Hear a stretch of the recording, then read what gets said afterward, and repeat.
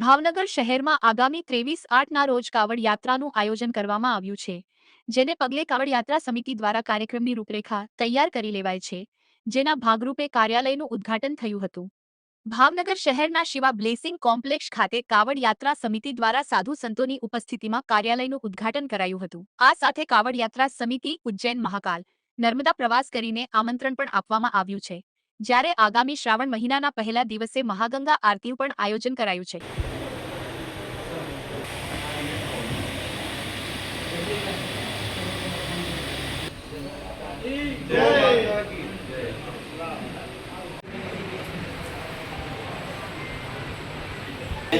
ओम मनुष्यमर्त्य ठदामर्ते की वृष्टां गजानन स्वामी वृष्टा रिद्धि सिद्धि माताजी वृष्टा सो वृष्टा वरदा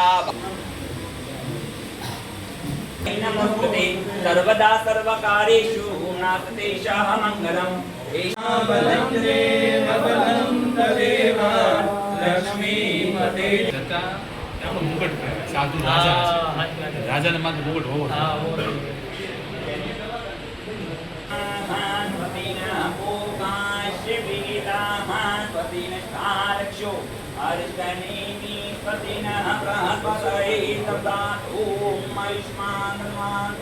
શ્રી મહાકાલ દર વર્ષની પરંપરા મુજબ આપણે નિષ્કલંક કાવડ યાત્રાનું ભવ્ય આયોજન નિષ્કલંક કાવડ યાત્રા સમિતિ દ્વારા કરવામાં આવે છે।